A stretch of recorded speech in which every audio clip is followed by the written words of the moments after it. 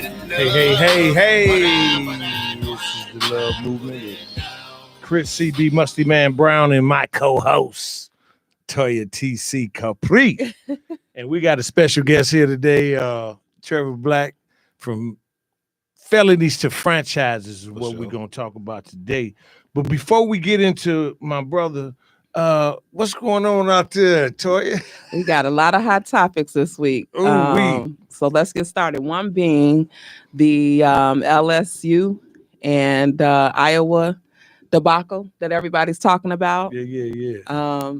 So the question is there a double standard, or was there a double standard displayed as it relates to how sportsmanship is seen?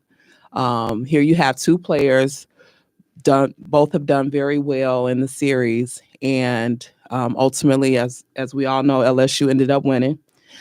Congratulations, ladies. And so the question becomes with the hand gestures. I think both players demonstrated, was it a double standard as far as how they were viewed? One is saying that the young lady that's from LSU, Reese, was a little more aggressive than the other player, or was perceived as being more aggressive or not showing sportsmanship with her hand gestures, while the young lady from Iowa did the same thing. Right. That's the question for this conversation. What you think, Mr. Black? Straight to me, huh?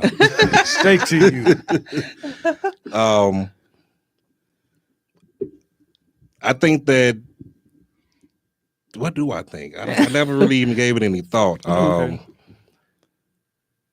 That both players did it. I mean, I see that it could be antagonizing for LSU to do it, but it's just like me personally, that if someone does something to me and I come out with a better outcome, then it is, hey, I'm gonna throw it in your face.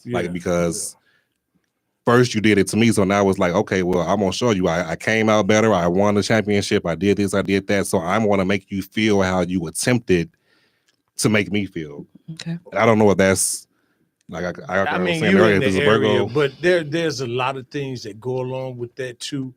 Some people think it's competitiveness, and some Definitely. people, they saying that the Angel Reese might have rubbed it in a little bit because she was more aggressive. To me, it's a situation not with that part of it, but with the Jill Biden.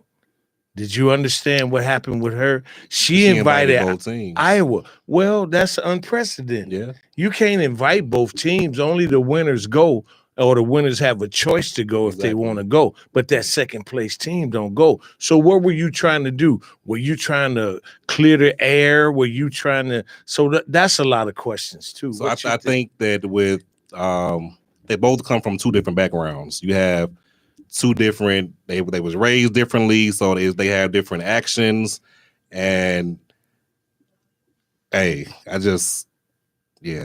Well, But the other thing to consider too is, I know it's a perceived ism in there, but my question would be, is there even sexism? Because would that have happened with the men's sport? You have to ask that question. Would that extension of an invite to the losing team? But you have to understand how the game go. The game is very competitive, and you got guys that do things. And you would know of all of us sitting up in there. Yeah, and see, so if when Mutombo, he would block somebody's shot and he would wave his finger at him. Right. Somebody block his shot or dunk on him, then they wave the finger back. It was just getting excited about the game, So I don't know what the real big deal is, where Twitter went off and gave this girl so much criticism. But at the end of the day, I think it's just competition. Yeah, that's how I feel about it. I agree too. But again, when you take competition and how the world perceives each person, I think that's what reaction that we saw. There's a double standard. Just never forget you're black. Yeah. That's all. Yeah. So, and then that part, and then there you go. You got to, you go from there, and that's the reality of it. Right. So, what else we got? What about our previous president, Mr. Trump. Oh, T Diddy is what they call him. 45. His Stole name my- is stole my name. 45. 45. That's it. T. Diddy, He won't be Mr. Trump. Trumpster. No, Trumpster. yeah, Mr. Grab him by the. yeah, Right. yeah. 34 criminal charges this week. 34 criminal charges. So Yeah. the question is, do you all think he's going to jail? I don't think he's going to jail. I was watching. What was I watching last night? It was the R. Kelly, the final chapter. Yeah. And in one of the episodes, they said that when he had money, he wasn't going to jail because he was able to pay who he needed to pay. But now that he's broke, he's going to jail. People want him locked up. Donald Trump got too much money. Yeah. I don't see it happening. And he's an artist and filing bankruptcy. He'll file bankruptcy against the United States if he could. He taught me a couple things. And I'm the credit king. Like, I was like, you can learn some things from this. I did learn some things from 45. Yeah. 45. Well, I don't know. Some people cannot be above the law when it comes to even their money. I don't think he's one of those people. So we'll see. He's definitely. I mean, it's gonna be interesting. I think but they really kind of did it to stop him from running again. That's Yeah. probably. I don't even think that's a it's great anything. I think possibility it's that too. they didn't want him to be able to run again. Right. Yeah, but I don't think he went to jail. Yeah. No. If he was going, he would have been gone. Okay. Because these same charges Years they have it ago. on him now, they had it on him back then. Yeah, And they didn't do anything to him then. Why would they do something to him because now? they know that he's going Now, to run again and that would for be another double election. jeopardy. Right. That in my opinion. So Yeah. Yep. Well, we'll see. We shall see. yeah, we shall see. And what about our Chicago mayoral results? So Mr. I don't Johnson think I want won. to speak on political. Last time I spoke on political, I got Well, hammered. yeah. Well, this is a little different because in this race, I was surprised at all the people that did not endorse him. Mhm. All the people that endorsed Vallis, Yeah. that were brothers and sisters, They within had that. a thing going around, and it was what was the Chicago sellouts? Yeah. Yeah, I got it. Yeah, I know the names. I'm not finna get into all of No, that. we ain't gotta get into the names. Yeah, it was when I seen it, it was funny. I'm like, Chicago has no chill. Like Right. we're made different here Yeah. from Yeah. a lot of other cities. Yeah. Well, see, and then I posted it, and prior to me posting it, I proceeded with Farrakhan told the people at the summit. He I did said, see that "Why yesterday. do we still allow people to do the things for us or beg them to do things for us when we could have the power to do it for ourselves?" Huh? So, and those are some of the things that I looked at. But it's very interesting how the race went down because the question becomes, now they got to stand before him. Yeah. That part. That is true. That Now is they got to true. stand And before it him. goes back to the LSU and the Iowa thing. Like they wasn't for him when he was running, but now that he's there, I could just imagine how many people was want to try to be on this team or move differently now that he is the mayor. But you Right. wasn't Yeah. supporting it prior to him becoming the mayor. Right. Well, maybe some will have a reckoning and join his team and support him. But see, the question It's too to late me at is, that how do point. you Like, do it's- that? Ain't nope. I don't need. How do you It- do that? Well, listen, some people can put their beliefs, meaning them endorsing one person, if they're truly trying to support the city of Chicago and wanting to see But how it many do people well, are really truly trying to support the city of Chicago? That's a good question. I would assume that, there may be a minority in that number, but I think it's possible. And so, ultimately, this may be a life lesson for them, or you may have some that actually want to join his camp and support him in some way. Yeah. Or at least if not support him, then don't be against him and do certain things. I that could agree will with that. Don't Yeah. because with me, no. be neutral, in Yeah. other words. Well, see, but you were direct. Mhm. I support Vallis. Right. I support Vallis, and they had the commercials. They got everything, all of the public announcements and stuff like that. So now the question becomes,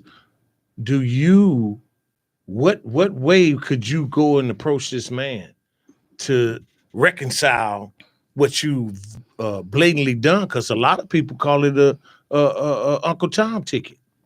because they didn't go to support the brother. Right. And I'm just throwing it out there. Right. Sure. You know what I'm saying? So it's very interesting. So and who took them to Harold's? I was reading that. Man, listen. We ain't talking about Harold's today, okay? We talking about Chicago Chicken Shack. Like, yeah.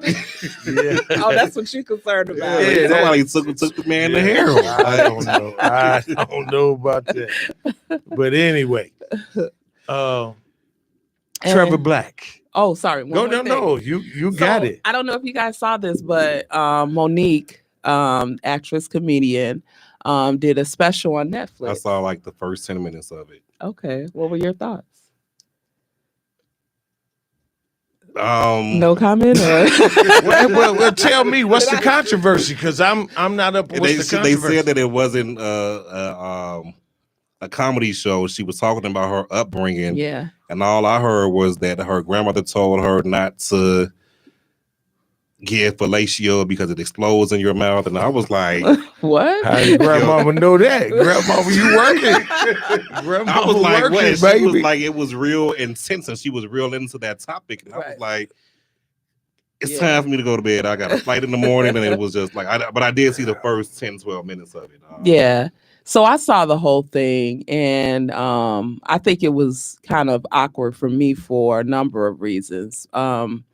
Just knowing the background, which is, obviously she had issues with Netflix, issues with Lee Daniels, issues with Oprah, issues with Tyler Perry. Right. So it's like she's the problem.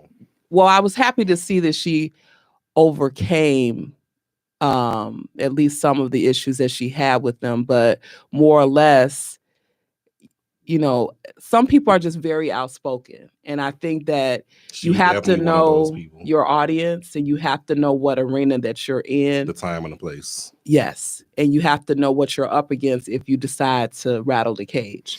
So she rattled the cage, and she rattled the cage with pretty prominent people. And I think she wasn't prepared for the backlash. But it got real weird. You guys take a look at it when you get a chance. Well, I didn't see the show, but I know her background. And at the end of the day, was she telling the truth? That's the question. And that's the thing that people are running from. If she was telling the truth about Oprah, if she was telling the truth about Steve Harvey, because Steve Harvey had to come back and apologize to her. Yeah. And that was one of the situations that I looked at. I was like, hold on. This ain't just, she ain't just running her mouth.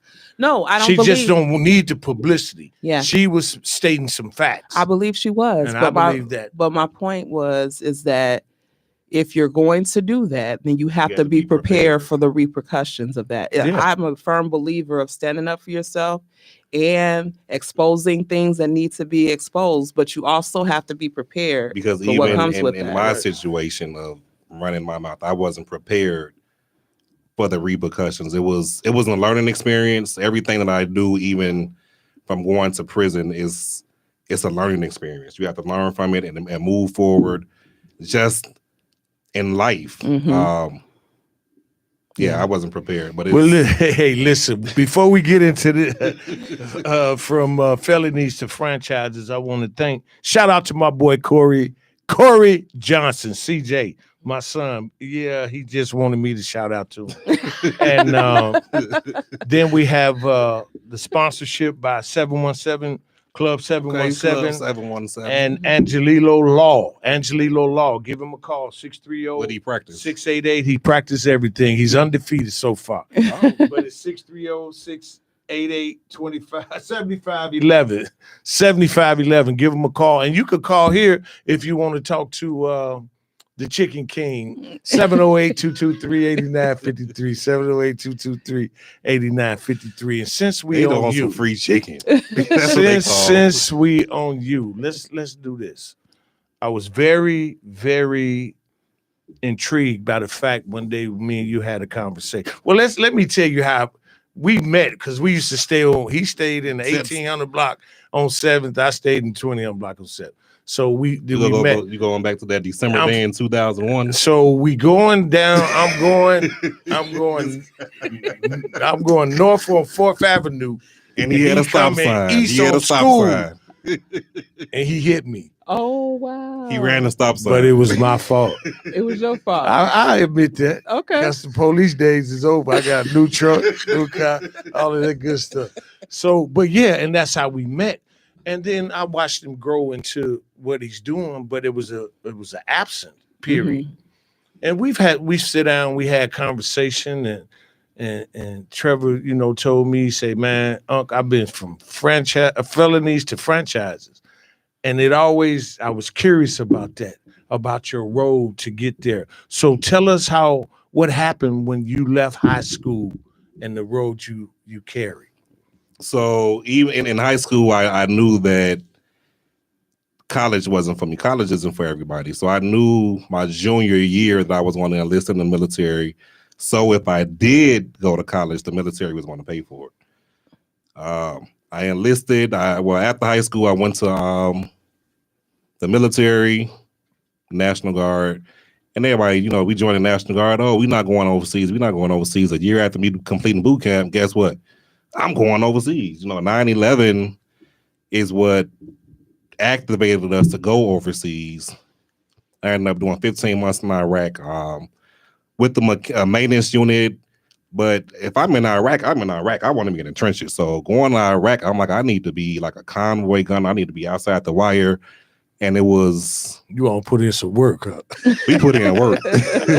So we used to... My duty was we pulled security for the Turkish that brought supplies from Turkey into Iraq, like our supplies, water, tissue, everything that we needed on base for the base to run. So my role was very important because if we get attacked, we don't get supplies, we don't get nothing. So we did 15 months in Iraq. I came back, I got promoted to sergeant. Like I was like the best and the worst soldier, if that makes any sense.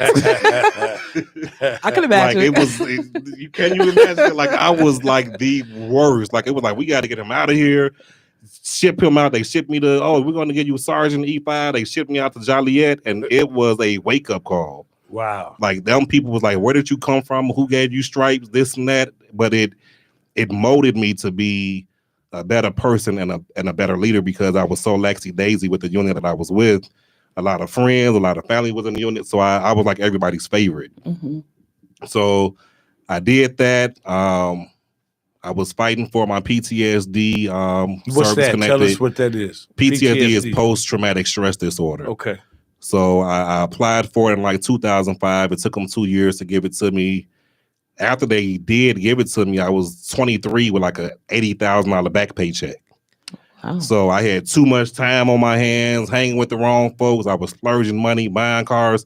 Actually, I bought my Mercedes because Shannon, I think he had just went to Cleveland and he come down 7th in a CL 63 black AMG. I'm like, I want one of those. I need one of those. I couldn't afford that, but the next day I was at Lucky Motors in Franklin Park. I ended up putting $10,000 down on the CLS 500. Like I was just blowing money, going through money.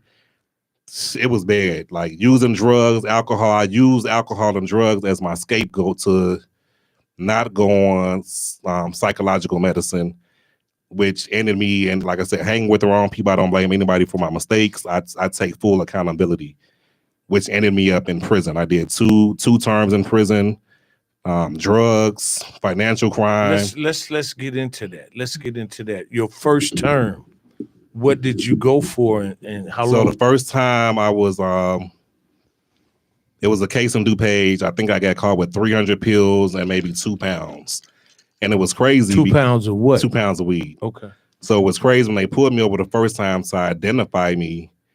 I used to always get different rental cars, wear hats, wear glasses. They didn't know who it was. So when they finally caught me, I told them, I say, if that was the case, if y'all would have pulled me over, if y'all would have took me to jail a week ago, they had like 5,000 pills, maybe 15 pounds in the trunk at that time. Lord So you telling them? At that time, I thought I was unstoppable because of the military and what I went through. I used to always pull my military ID out. It was just It always got you It always got me a pass. A pass. Yeah. But don't go to DuPage and like listen. They DuPage do not cross over. What is it? Wolf Road. Cermak and Wolf. Listen, stay on the east side of Wolf. But going to prison, it taught me a lot. Like everything that I'm doing now and that I have is written down in a notebook. It's still in my granny room. Like everything from having a club to doing the party bus I had to restaurants, everything is in a notebook because my second case, I was still on parole for the first one. So I sat in Stateville for 8.5 months. 8.5? In Stateville. Like Okay. 24/7 lockdown, no TV, no radio, no food. I lost like 50 pounds. It was because I couldn't eat. Like they had mystery meat, but everything. Mystery meat. Because you don't know what it is. It's Right. like salami and bologna. It's like they take all it's types processed. of meat. You already know it's processed. Yeah, that part. Yeah. So I had to make a decision while I was there the second time that I had to let the Department of Corrections correct me because I knew that I didn't want to go back to prison and mice running in. I woke up one night, it was 3 mice eating my commissary. Oh, Now, wow. when I was there, in NRC, you can only get commissary like every 3 months. So just imagine you finally get your first commissary and there's a mouse coming through the vent, eating my Doritos and my just everything. I told my mom when I got the phone call, I said, tell the lawyer I'm copping out. I don't care what they offering me. I have to get from here. Mm-hmm. So they ended up shipping me down to Lawrence, which is like 8 hours away. It was a turkey farm or a pig farm. It was the smell was just outrageous. But they had the program hospitality and restaurant management. So that started the process of me being able to come out and get into the restaurant business. Before you get into that, being in the military and being in the penitentiary, in prison, you had to have some dark moments. Explain. You know, I still like now to this day, I don't celebrate the 4th of July. Like if I'm around, if I could physically, visually see you about to pop a firework, I'm okay with it. But if somebody pops something behind me, it triggers what I went through in Iraq of being asleep and then bombs going off. Excuse me. Bombs going off or being shot at. So explosions, accidents, speeding. I remember one time I was doing like 113 on the expressway and the trooper was in the local lane. I went in the express lane. So when we got to Jewtown, he finally pulled me over and he like, why was you going so fast? I'm like, I thought I was being chased by some Iraqis. And he was like, what? I'm like, I literally thought I was, because it was like a Humvee behind me. So I'm like, I literally thought I was being chased. And he like, yeah, you playing. So I ended up showing him my ID and showing him my orders of me just being released from active duty. So he brought the charges down to like 87. Because anything over 100 is felony. You go straight to jail, reckless driving. Mm-hmm. He said you can go to court and tell the judge that I wanted. So I went to court in a uniform, of course. You playing the in games. a uniform, but the judge was they didn't charge me. Okay. I had to go through like the driving school and do that, but it's triggers, and being in prison, just being there, and it's a lot of people. You see people throwing feces on the door. They're banging on the door all night. Is Stateville was probably the worst time of my life, even outside of Iraq, when I was being almost killed probably almost every day. Wow. Mm-hmm. Just the mental state. And then people being in there that don't have the support system. I had a really, really good support system while I was locked up. And a lot of people don't have that in prison, Mm-hmm. which is why I'm doing what I'm doing now for people to help them get reacclimated to society. Mm-hmm. I want to start, homes to help people when they get out to find employment, jobs. Well, jobs and employment is the same thing, but employment, residency, just everything overall, because I was lucky to be able to still come out and still have my benefits from the military. Well, let's talk about this. What was the transition? What happened to make you say, "Hey, man, I don't like this anymore. I'm finna move in another direction." And then you went from felonies to franchise. Tell me how your franchises started. It was the look. When I got out, like my granny, she came 80 years old, me being 8 hours away, her and my mom being disabled. They made sure I got my 4 visits every month. So I wasn't doing it for me. I was doing it for my mother and my grandmother. So when I got out, I knew my family always wanted us to have a restaurant. The prison I was at, they had the schooling for me to get the education that I needed for when I got out. And starting this business, it kind of actually fell into my lap. I ain't gonna lie, I bought some weed from somebody, like a pound of weed wasn't good. And I'm like, I gotta do something with this. So I called my cousin and we ended up cooking the weed into making edibles. So we ended up doing that, and then I fell in love with cooking. And, starting the restaurant kind of fell into my lap. And 3 years later, here I am. Well, you said that one time I heard you say that your first franchise you started while you was in prison. Not my first business I started in prison. Okay. So it was TNB Management. Everybody know my cousin Kenya, so I was still kind of managing her while I was locked up. And I took that to start that business, but when I got out, I used it. I ended up buying a Sprinter van. So I used that as, turned it into a party van. And then after I got done with that, I took everything out. I started a transportation company. Like, I've started so many businesses since I've been out of prison, maybe 8 or 9. But the restaurant is definitely I love it. People love food. I love the smiles on people's faces when they taste my food. Yeah. Right. The food makes people happy. Like, lady was there today, she did the happy dance. Yeah, we talking about Chicago Chicken Shack in Broadview, Illinois, and then you have another one in Houston.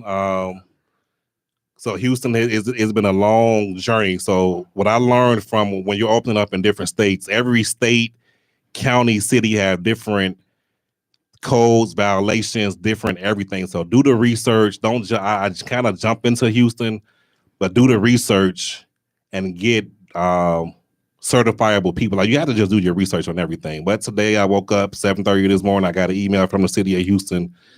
So we're finally a step closer. Like, next week I'll probably have my health inspection. So it's been a long journey with Houston, but I like challenges, and I'm on keep going. Right now we're on number 7 with Chicago Chicken Shack. I own 2 of them, but the brand, we're on number 7 and counting. Oh, that's great. Okay. That's great. So I did some research about entrepreneurship as it relates to felons. So I wanted to share these statistics with you and to get your opinion on them. So 45%. So way to go. Like, I did research and statistics. 45% of felons are more likely to become entrepreneurs. And then 2 years following being released from prison, 31% are unemployed. So my question is, do you think that your desire to want to pursue entrepreneurship was driven by the lack of resources that are available for folks coming out of prison? I kind of knew, my mom told me as a child that I would be successful and that she knew that I wouldn't work for anybody. Okay. Like, my family bloodline is McNabb. So McNabb, a lot of people know my grandfather, Donovan McNabb, is my cousin. Charles Barkley is a descendant of McNabb. We have a real strong bloodline. Sidney Portier is a McNabb, is very strong. So I knew coming up that I didn't want to work for nobody. Like, I haven't had a job since 2006. Okay. So I knew that I wasn't working for nobody. Right. Okay. But even to get into franchises, a lot of brands, you can't have a background going into to become a franchise. So I was blessed with, the team that I joined. They overlooked what I had. It's not for everybody. You can't, I want a chicken shack because Trevor got a chicken shack. A lot of people say that, but if Trevor did it, I could do it. A lot of people can't, not even a mile, you can't walk a step in my shoes. Like, right. It's a lot of work. It's a lot of work. Mm-hmm. And you've been knowing me like years, since forever. Decades. Both of y'all. So y'all know the work that I put in and the drive, the desire, and the love that I have with helping people and giving to the community is just, that's why I want to help. Go back to the question that you had. I want to help the people coming out of prison that don't have the resources that I had. I had a lot of resources that got me to where I am. I didn't do this by myself. Right. Yeah. So if you got anything you want to talk to Trevor about, please call us 708-223-8953. 708 chicken. 223-8953. He might give y'all some chicken if somebody give him a call. Maybe the third caller, 1, 2, 3, the third caller, and you might get a free dinner. That's a good number because Houston will be my third location. Oh, So okay. we started Broadview in October 2020. Yeah. We did Crest Hill in January 2021. And then 14 members of my family caught COVID in April of 2021. And 3 of them passed. We had a triple funeral in May. So Houston is really dedicated to the 3 people that we lost. So that I can't give up on Houston. Like I say, it's been a long journey, but it's that time. I think it's that time. So 3 is definitely a lucky number. Well, I was gonna get into that, but you jumped the gun. But that's all right. You stole your thunder. But that's kind of devastating because I always call the pandemic a scamdemic. I remember that. I think you had everybody from Maywood call yes, it a and scamdemic. I think a lot of what happened was that they were playing games and we were test dummies. But my man, you had 14 people diagnosed. And 3 of them left. And what's crazy is I was in Houston. I had just got my COVID vaccine. So I was in Houston and I probably shouldn't have went because my mom and my granny was sick and I ended up going over to Granny house the night before I left. And I said, I ain't going. And Granny was like, go. So I ended up going. I think this was like a Thursday. And then my Aunt Mary, she ended up calling me that Sunday. I was actually on my way out to Sunday Fun Day. You've been in Houston. Sunday Fun Day is huge. It is. I got the call at like 10 o'clock in the morning. And Ron was like, what's wrong? What's going on? I say, you got to take me to the airport. She was like, what's going on? I say, my mom had FaceTimed me. And I was like, y'all got to go to the hospital. Mm-hmm. And she's like, we not going. Granny's, I'm not going until you come back. I'm like, y'all have to. So I ended up hanging up on my mom.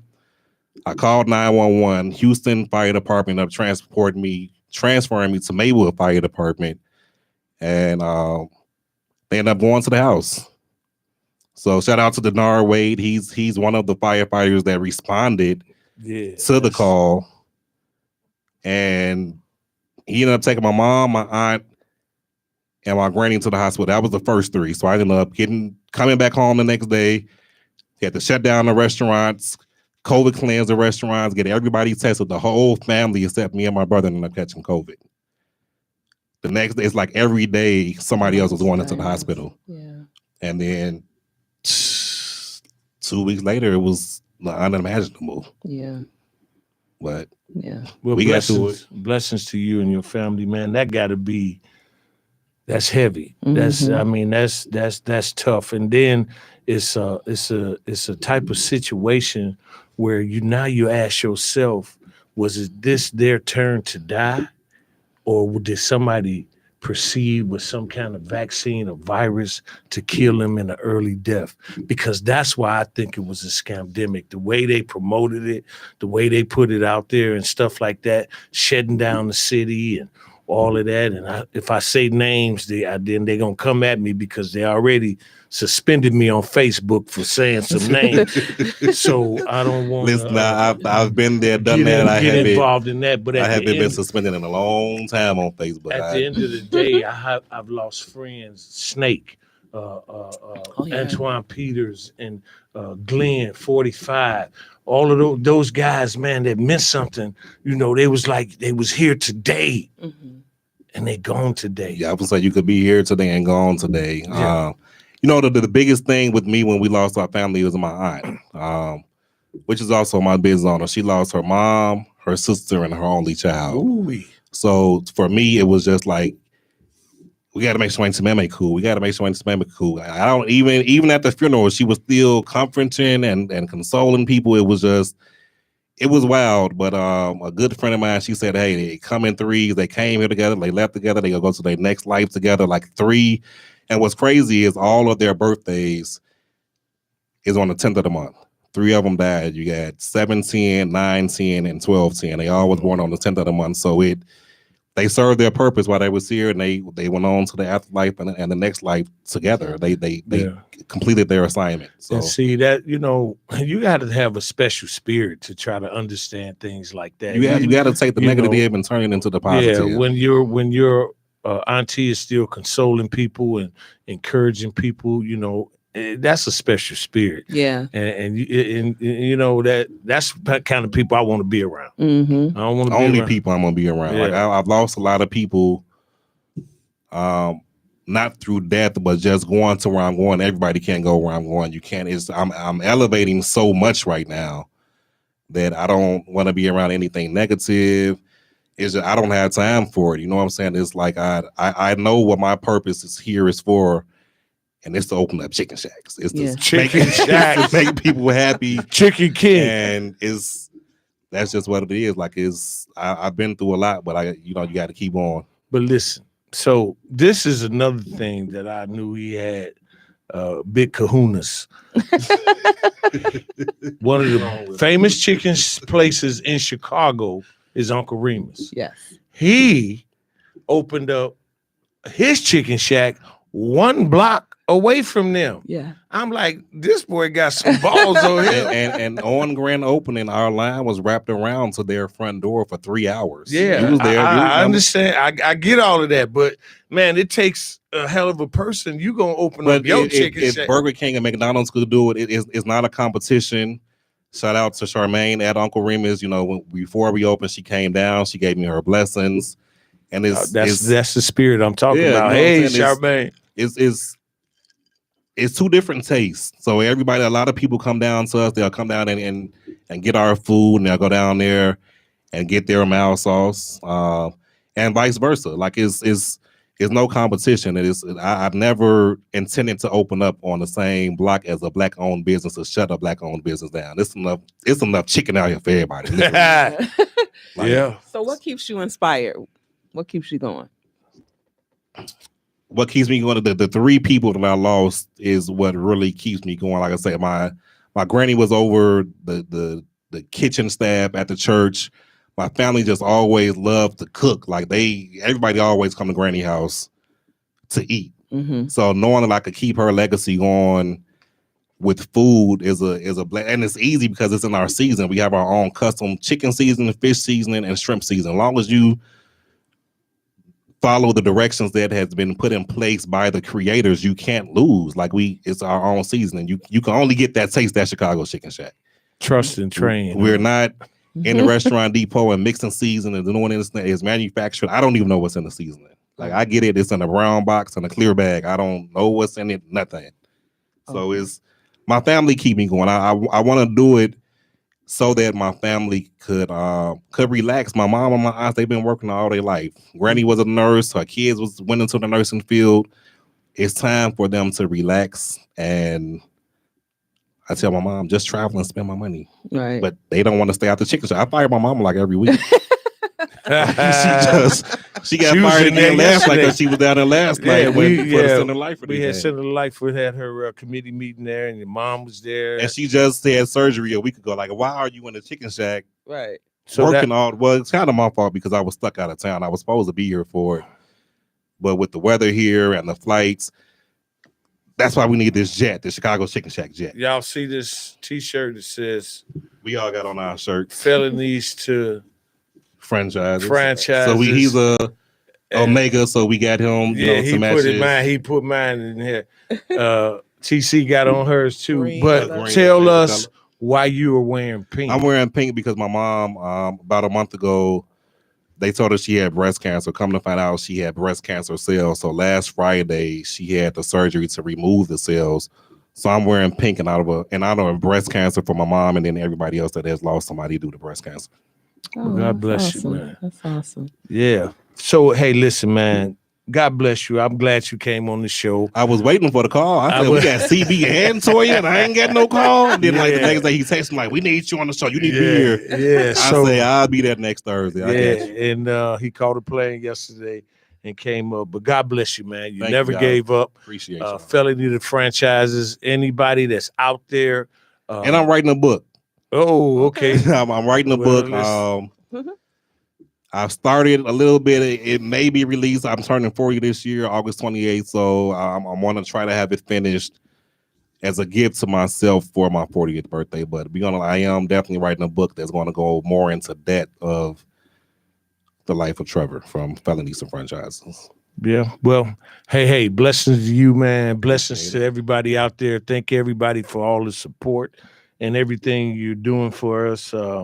Matter of fact, Club 717, we having a breakfast Good Friday, 7:00 in the morning. Okay. So you guys can come out and thank Angelilo Law again for being part of this program and supporting us. And we really, really appreciate everybody. Yeah. And what I would say to you is always treat people the way you want to be treated and never give up. Never give up. Never give up. Thank Proud you. of you, Trevor. This is Love Movement. Appreciate you, boy. Appreciate you, boy. Oh, thank you. Appreciate you. All right.